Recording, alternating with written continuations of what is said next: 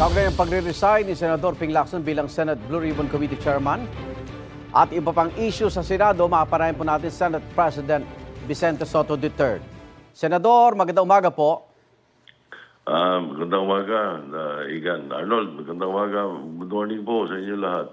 Sino po ang papalit o meron na ba kay Senador Ping Lacson bilang Blue Ribbon Committee Chairperson? Natanggap niyo na po yung kanyang resignation letter. Yan, natanggap ko gabi at may mga nagtatanong nga sa akin kung ibig niya sabihin, officially tatanggapin ko na ito.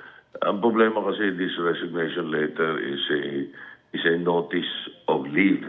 Hindi ito asking permission.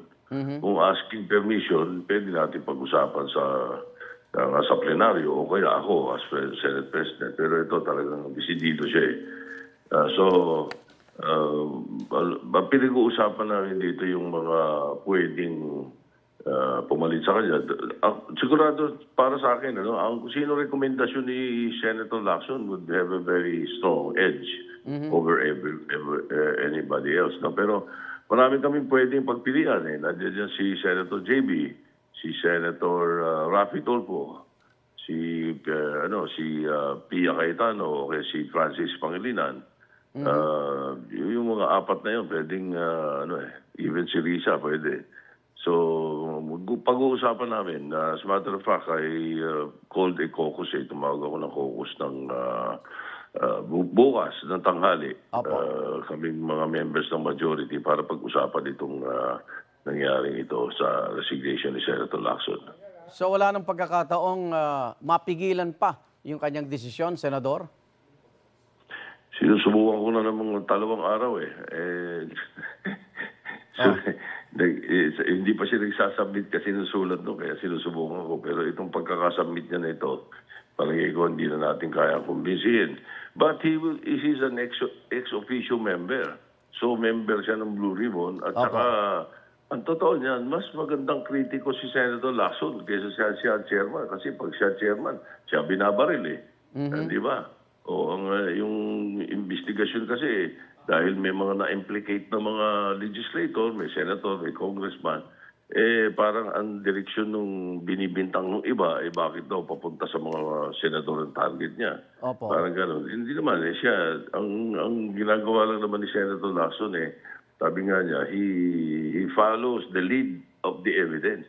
Yun ang sinusundan niya. Hindi yung wala siyang target na senador or congressman or nothing to that effect. Pero talagang siyempre, that frustrated siya Dahil yung meron siyang tinutumbok, merong re-reklamo. Kung may hindi niya tinumbok, may magre-reklamo. Di ba? Kayo na, sabi. Pero ang may disgusto pa sa kanya, mas sa minority kaysa sa majority? O meron na pong taga-majority ayon na rin sa estilo ni Senador Lacson? Hindi naman sa ayaw sa estilo. Ang sinasabi kasi, merong minority, merong majority. Ang sinasabi is, binagbibintangan siya na meron siyang direksyon At nahihirapan siya frustrated siya. I think that's the best word talagang to describe him dito sa mga pangyayari ito. So, frustrated siya. Mas magiging effective siya kung siya ay member lang. Ex-officio kami dalawa Okay. Yun ang tanong, ba't natigil naman yung hearing ng flood control projects? Kung natigil nga, ano bang plano? Hindi naman natigil. Kasi last week yung huli, di ba? Itong week na ito, hindi kami pwede kasi meron talagang usapan na at ang aming chairman ng Committee on Finance nahihilo na Kasi napakadami. 24 lang kami. Hindi kami katulad ng mga congressmen na napakadami pwedeng mag-hearing, di ba? Kami, 24 lang kami. Hindi lahat ng member ng Committee on Finance. Halos lahat, pero hindi lahat ay vice chairman. So, marami sa amin ay nag-hearing na iba't ibang mga budget ng iba't ibang departamento, mga budget nila. Tuwing alas 3 ng hapon, hitigil.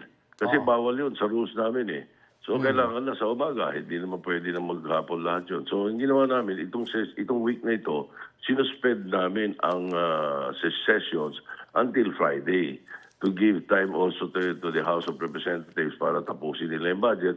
Kami naman, mapipilit namin tapusin yung mga hearing Bagamat hindi pa rin matatapos yan, ang hearing pa rin namin will carry over into the break from November, until November. Marami nang Kaya nag-react. walang hearing muna. Ano po? Senador, marami nang nag-react sa sinabi ni Senate Minority Leader Alan Peter Cayetano na snap election. Sa Senado, wala bang epekto itong panawagang ito na lalo na't nasa gitna tayo ng issue ng katiwalian? Ay, wala siguro kasi wala akong narinig sa kanila na sumang-ayon eh. Dahil may, sabi ko nga, it might give us uncertainty and chaos eh. Kasi may kagulo niya. For example, sino mauna? Paunahin natin si Senator Cayetano, siya may idea, nag-resign siya. Paano ngayon ang Presidente at Vice-Presidente?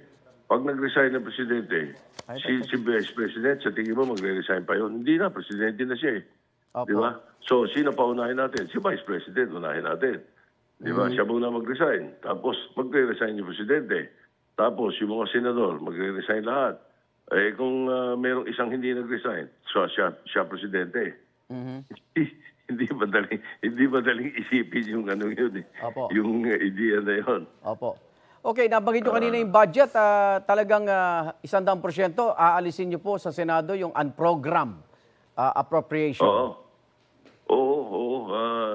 Sisiguruhin ko dito sa leadership ko na malinis, transparent, accountable itong budget na ito. Katulad ng mga budget, nung ako yung Senate President, nakita mo, minsan lang nagreklamo na may sinisingit yung House. Hindi ko pa pinayagan, di ba? 75 billion yun eh. Ini-insert eh. Yun yung insertion. Hindi ko pinayagan yun eh. Ngayon pa. So ngayon, lalo na may mga ganyang mga issue na antindi na nangyari ng 2025 budget na dapat nga balikan pa yung iba. So, ang importante, ay malinis ito. Yung unprogrammed, yung foreign assisted, iiwanan natin, hahayaan natin doon. Pero lahat ng unprogrammed, hindi pa pwede. Kasi natin yan, nag-usap na kami ni Senator Gatchalian, yung aming chairman of finance. Hindi natin papayagan yan. At lahat ng amendment ay gagawin sa plenary. Isasubmit sa second reading para walang matatawag na insertion. Kasi pinipilit ng iba, pareho din daw yung insertion at amendment. Hindi. Magkaiba yun. Malaking pagkakaiba nun. Okay. Senador, pag tinawagan ka uli namin next week, ikaw pa rin ang Senate President? Malamang. God permitting. Opo. Abangan mo tawag namin. Maraming salamat, Senate President Tito Soto. Ingat po. Okay. Alright, thank you. Igan, mauna ka sa mga balita, mag-subscribe na sa GMA Integrated News sa YouTube para sa iba't ibang ulat sa ating bansa.